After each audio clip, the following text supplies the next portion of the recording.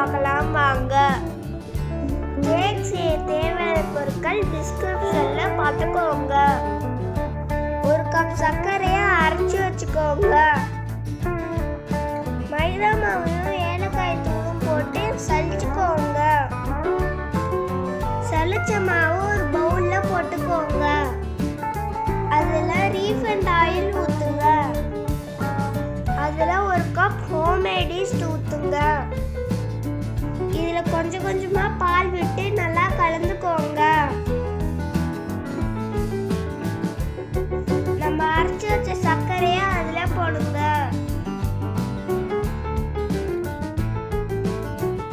இந்த மாதிரி பாலை கொஞ்சம் கொஞ்சமா ஊத்தி கலந்துட்டே இருங்க. நல்லா கலந்துக்கோங்க. இந்த மாதிரி ஆகிற வரைக்கும் நல்லா கலந்துட்டே இருங்க. கலந்த மாவை 2 பாத்திரத்துல ஊற்றிக்கோங்க. ஒன்றுல கொக்கோ பவுடர் போட்டு நல்லா கலந்துக்கோங்க.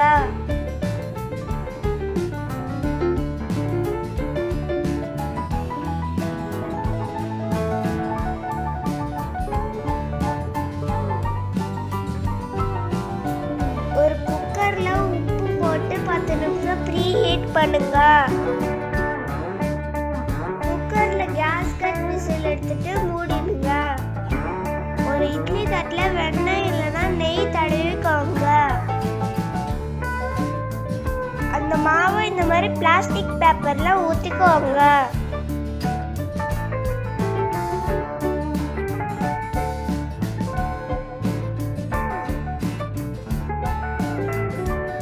அதை அழுத்தி கீழே லைட்டா கட் பண்ணிக்கோங்க.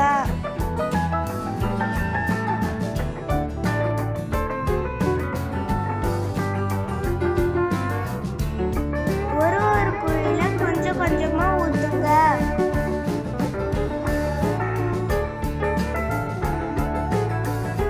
கலர் மாத்தி மாத்தி கொஞ்சம் கொஞ்சமா ஊத்துங்க.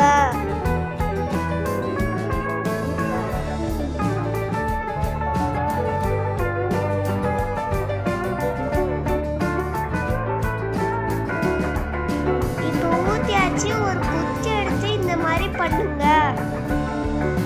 அழகா பூ போல வரும்.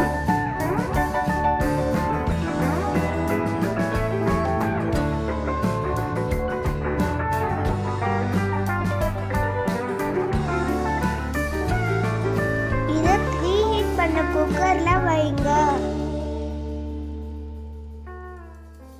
குக்கர்ல கேஸ்கட் விசில் எடுத்துட்டு மூடிடுங்க.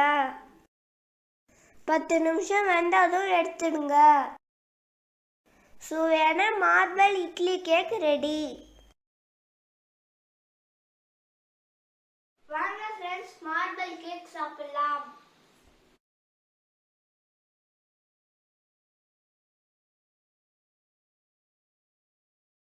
ரொம்ப டேஸ்டா இருக்கு.